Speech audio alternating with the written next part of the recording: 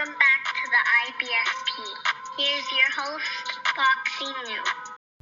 Welcome to another Raw Truth Q&A with the IBFP. Vergil, Ortiz, and Ryan Garcia, are they ready to step up? And look, let's break it down. Both of these guys are young, talented fighters who are on the verge of stardom, and a lot of people are wondering, are they ready to step up to the next level? The first question we come from is King Dodge, and he states, how do you see the Ryan Garcia versus Luke Campbell fight playing out?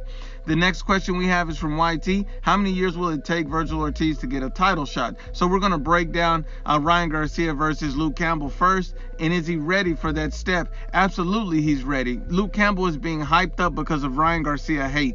And that's just the absolute truth. Luke Campbell's a good, solid, quality top 10 fighter, and he has a chance to beat Ryan Garcia. But if we're going to be honest, this guy has never been thought of as an elite fighter. This guy, has never had a top win, and he's at the end of his prime. Ryan Garcia is basically a guy coming out of prospect status. So you wouldn't expect him to already have a top win, but you would expect Luke Campbell to already have one. People are being deceived because of the hate for Ryan Garcia in this fight. Luke Campbell's a solid quality fighter, but Ryan Garcia is going to bring the heat and pain to this guy. I got Ryan Garcia by knockout. Luke Campbell lost to a domestic level fighter in Von Mendy and was also dropped in that fight. And yet they're saying that Ryan Garcia has no chance. That's delusional. Ryan Garcia is going to stop Luke Campbell, most likely.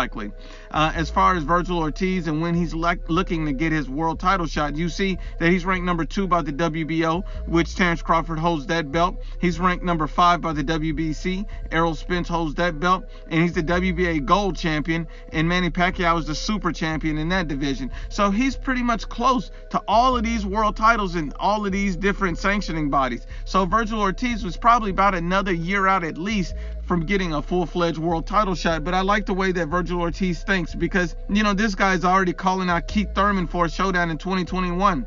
The reason why he's doing that is because Keith Thurman's a former world champion. The guy was a top-level fighter, and he ruled the welterweight division with some of the best wins. So obviously, Vergil Ortiz wants to get championship-level experience before he steps into one of those fights, which makes a lot of sense. He knows none of these guys will fight him without being mandated, so he understands that he needs that championship-level experience, and this makes all the sense in the world. Unfortunately for Vergil Ortiz, Keith Thurman will not take that challenge.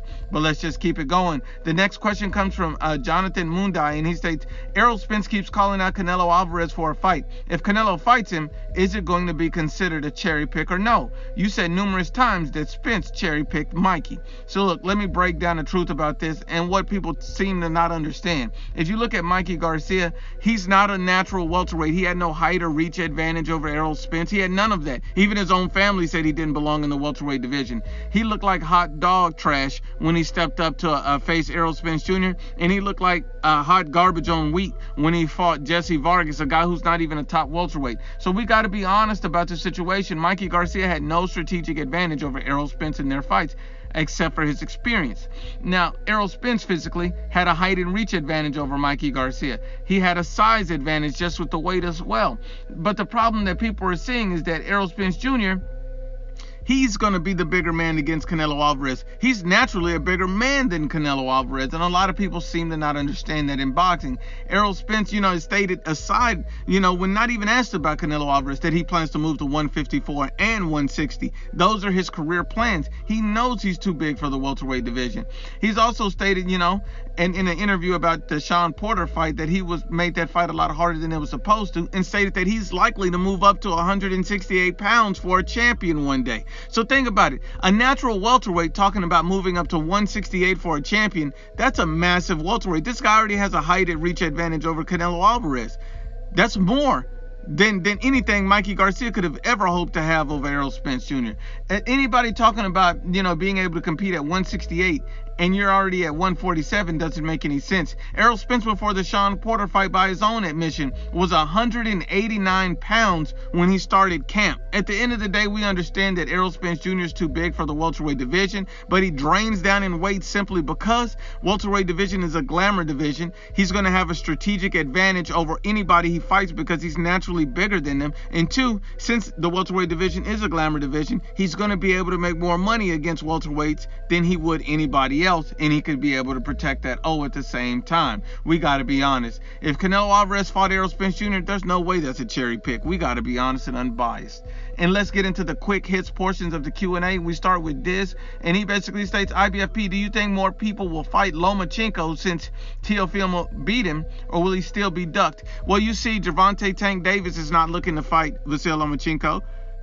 He has no problem moving down in weight to face a guy like Leo Santa Cruz, but he's not looking to call out a guy like Vasyl Lomachenko next. You see Devin Haney's willing to face a guy like, Yuriorkis Gamboa off a loss, but he's not mentioning Vasyl Lomachenko at this point if he can't get Teofimo. See, at the end of the day, Vasyl Lomachenko is going to be ducked and avoided still. Guys are not going to be willing to take that risk. You got to give Teofimo Lopez credit for daring and truly being a great young fighter.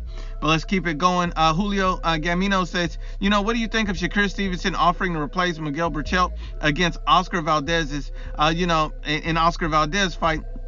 Who do you see winning, Valdez or Shakur, if he accepts the fight? I see Shakur Stevenson winning that fight. At the end of the day, styles truly do make fights, and Oscar Valdez has a good chin. He has a lot of power, so I would never count him out of a fight. But Shakur Stevenson is simply just all wrong for Oscar Valdez. His skills, his timing, his movement, his footwork, it's all too much for a guy like Oscar Valdez.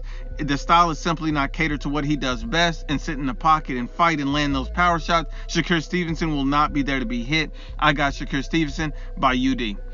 Great question. The next one comes from the Prototype, and he states, talk about how this idiot Ego, Dante, and Akai are all defending Deontay Wilder with his 10,000 excuses as to why he lost. Look, let me explain to you. These guys are not boxing channels. These guys are not analysts of the game. These guys are not true boxing fans either. These guys are fanboys.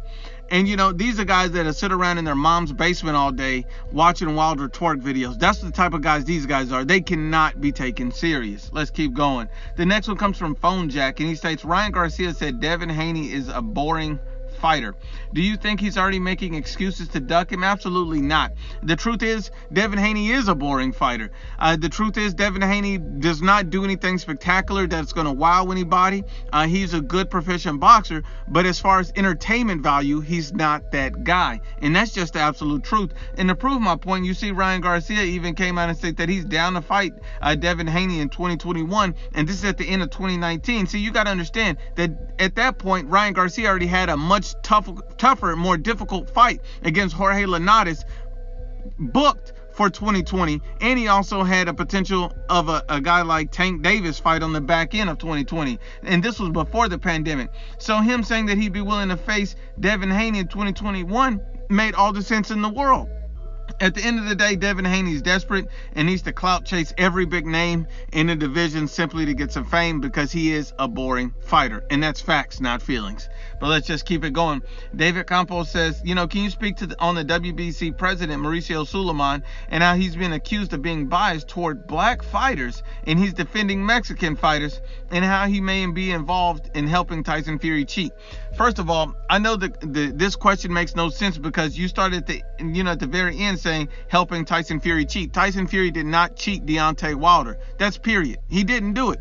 Deontay Wilder cheated himself by not knowing how to box. So at the end of the day, that's how I know there's bias in this question. But let me break down the truth of it. Mauricio Suleiman cannot be biased against black fighters when he gave Jermall Charlo a belt, when he gave Devin Haney a belt. These guys didn't earn belts, but he gave them one. Not only that, he's protected Deontay Wilder for years, never throwing him in there with the tough opposition, never making him fight a guy like Dillian White. So at the end of the day, we've seen him protect black fighters in Deontay Wilder. We've seen him hand out belts. There's no racial bias, but he is going to be biased towards promoters and things like that. But as far as race, that makes no sense. It's a baseless accusation. Let's keep going. Richie Cintron states, who do you think will win a boxing match between Donald Trump and Joe Biden? I think that fight's a 50-50 fight, and I hope it's a double knockout. Let's keep going. The next one comes from Boxing Smarts 100. Tyson Fury is set to face Ajit Kabial. Why is it okay for Tyson Fury to cherry pick, but AJ has to fight every top 10? At the end of the day, Tyson Fury is a con man of the heavyweight division. This is a guy who was dropped by cruiserweights. This is a guy who needed a gift decision to beat a journeyman, and John McDermott. This is a guy, who came out with a failed PED test. This is a guy whose everything he's done has been skeptical in the heavyweight division, and then he beats a hype job in Deontay Wilder, and people crown him the best. People are in their feelings about Anthony Joshua and never want to give him credit. We got to be honest. Tyson Fury's a con man. Let's keep going. Knockout Surge says, why did Mayweather and Tank wear sombreros and Mexican flag trunks when fighting Mexicans? It was simply to build a brand and to sell the fight. And what I mean by that is, you see Floyd Mayweather wore a lot of, sombreros and Mexican trunks and Mexican colors, fought on Mexican holidays. And the reason for that is so he could make pay-per-view sales. He wanted to face a lot of Latino and Hispanic fighters simply because, he would build up animosity where people would pay just to watch him lose. A lot of people paid to watch Floyd lose in cherry pick and mismatch fights, similar to what they're doing with Tank Davis in cherry pick and mismatch fights. It's simply to build up the name of a fighter, even if it is with hate and disrespect. But once again, unbiased as always, it's the IBFP.